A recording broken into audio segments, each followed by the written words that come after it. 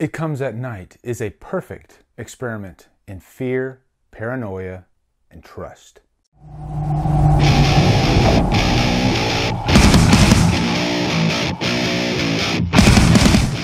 It Comes at Night stars Joel Edgerton, Christopher Abbott, and is directed by Trey Edward Shults. So guys, before we get into this review, I'm going to be talking some spoilers after the rating.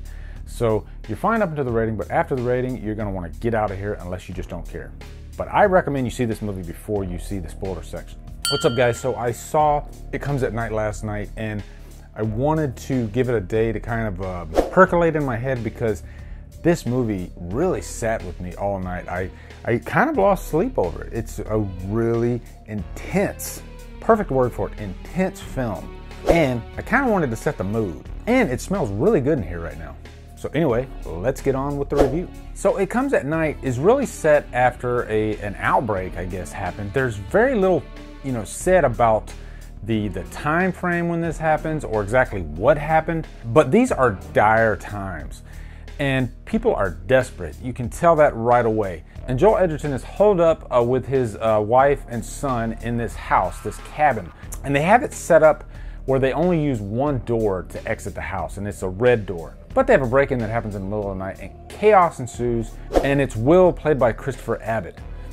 And right away, we are completely unsure of this person, as well as Paul, played by Joel Edgerton. So eventually, Paul captures him, sets him up against this tree, just like we see in the trailer. He lets him know right away, I do not trust you at all. I don't trust anybody at all, and I have to do whatever I can to protect my family, and you have to understand this. So eventually Will brings him around and brings his wife, Kim, played by Riley Keough, and their son. And so the rest of this movie is really about survival. These two families, they are in this cabin, and they are following the strict set of rules set by Paul. And throughout the rest of this movie, the tension is just so heavy, and just one little thing could set Paul off. And sure enough, it does, and it gets completely chaotic. Now, one thing I love so much about It Comes at Night is the relationship with the characters. I think the best horror movies do one thing first. They build those characters. So by the time, the shit hits the fan, then you are just completely invested in what's going on. And I think more than most horror films I've seen, except for maybe The Thing, this movie really does a great job doing that. And each character has their own unique personality. A good example is Will, played by Christopher Abbott. He is the one character that is a question mark from the get. There are some times when you think he could be good, and then there are some times where you don't really buy into what this guy's about. And I love that. I was completely gripping my chair throughout this whole thing. But the one character to me that really shines in this movie is Travis, played by Kelvin Harris Jr. Remember that name because I got a feeling we're going to be seeing it again. This kid does such an amazing job. And he's just such an interesting character because he's really quiet. And he is the character that is affected, I think, the most because at the beginning of the movie, his grandfather dies. And so throughout the rest of the movie, he's constantly having all these nightmares.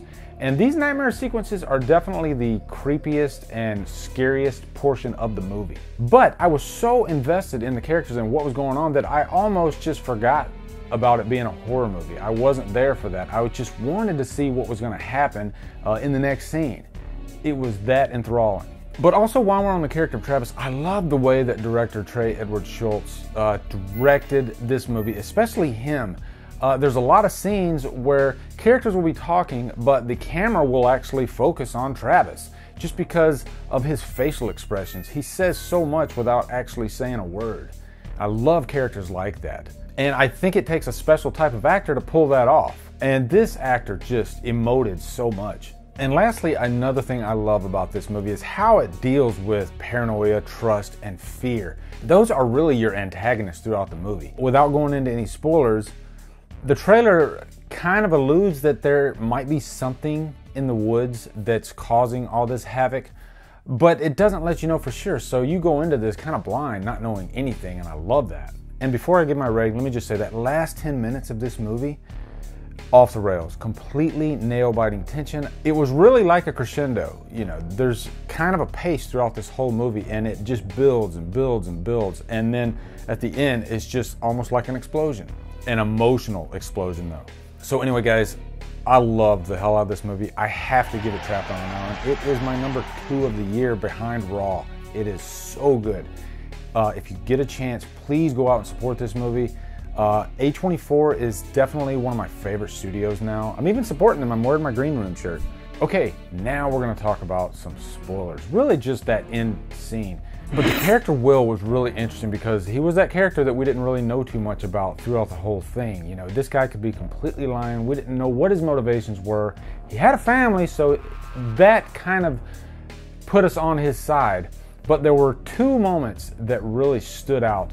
And one was when he talked about having a brother at the beginning, and then later Paul kind of catches him in a lie because he says he doesn't have a brother, and then he kind of skirts his way around it.